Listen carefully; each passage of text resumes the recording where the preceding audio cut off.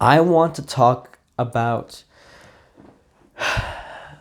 managing your energy levels. I want to talk about how to be most productive throughout the day relative to your energy levels in the very moment.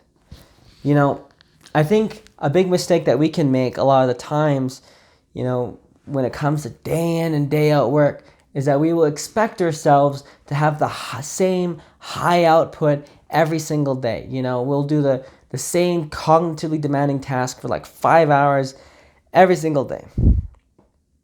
Well, guess what? Reality's so unpredictable. We're not going to be able to keep that all the time, 100% of the time. As you grow into who you came here to be, you'll become more and more competent. But in the meantime, right, if you really want to have a high output, what I recommend is to list out all the tasks that you have and then organize them from like the most cognitively demanding, the most stressful, to the least cognitively demanding and the least stressful and the most mindless, right? I usually put it into 3 to 5 section of categories. Categorize it in how you want it. It's going to be different for everybody. But when you have these categories, right, of tasks, once you notice yourself to start to waver, so for example, for me, I'm doing a very hard push on my book right now. I'm trying to put in 250 minutes, which is like 10 Pomodoros. It's, about 5 hours of work a day into just writing my book. And, some days I can write longer. Some days it's especially in the last 2 hours, or even, for a while, last 3 hours, it's a real struggle, right? And, being more ADHD, I got to implement strategies like doing burpees throughout the day to self-medicate.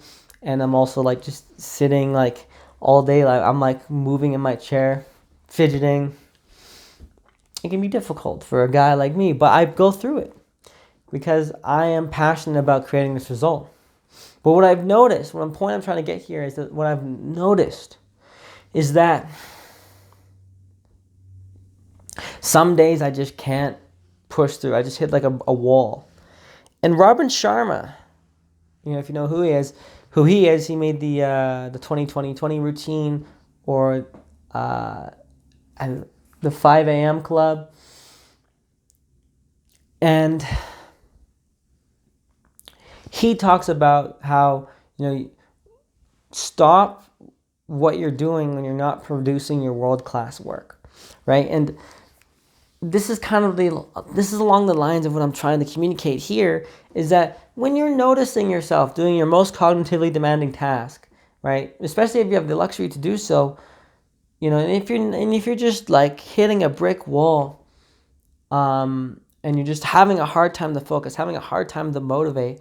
Now, of course, sometimes we just have to sit with it, but it takes wisdom to be able to identify and say you know what, I've been trying to work here for 2 hours. And I only got this far. I don't want to waste another 3. I'm going to pivot now onto an easier task where I can get something else done, some more done. And since I've embodied this type of attitude, I've been way more productive, right? Instead of trying to work myself, right to the ground, right to burnout, again, that 5 hours every day. I do nail it most days, but some days it's just not working, right? I have too many distractions, too many complications for whatever it is, right? Whatever reason, worries about survival, people calling me, and that they're in crisis, whatever, right? Some days are going to fall apart, and then you're going to lose your focus, you're going to lose that drive. So instead of letting your entire day fall apart, just be all right, I don't have the focus for this right now, so I'm going to pivot. So I'm going to go down my list. We're looking at that list that we created, where it's the most cognitively demanding to the least cognitively demanding. You can make it and organize it in sections if you'd like, and then go down the list and be all right, What am I good for right now? Like, oh, okay, I'll organize emails. Or, oh, okay, I will make some YouTube thumbnails. Or, oh, I will do a, passive studying of a lecture, right? For me, it's easy to study a lecture, over like working on a project, right? Working on a project is more cognitively demanding for me, right? So, or maybe it's like reading a book, right? Or maybe it's listening to a podcast and studying a podcast, right? Podcasts are very easy listening, right? And so list out all these things for yourself. So, when you start to burn out one of them, you can just move down the list. And I assure you, you will find yourself to be more productive when you do it in this way. Or organizing your tasks from, most difficult to least difficult.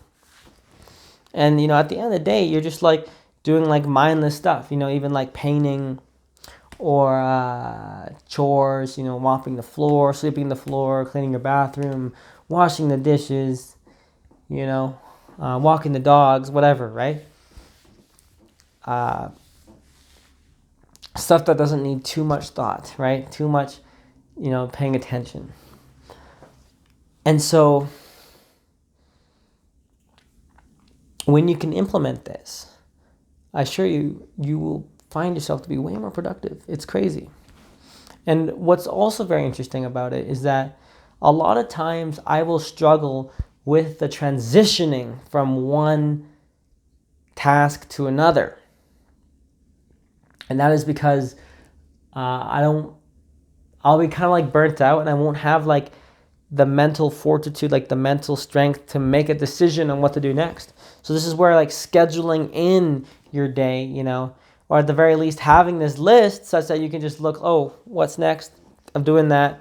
All right, like the decision is made. Like ideally schedule it in such that, okay, I start the burnout at about, this hour mark, the 3-hour mark for this activity. So at 2.5, I'll switch to this. And then with this activity, I start to burn out at about like the 3-hour mark. So, at 2 hours and 45 minutes, I'll switch, right? That kind of thing. You just notice relative to how you're feeling, you have a roadmap. Like, imagine scheduling your day in such a way where like, all right, here's my roadmap.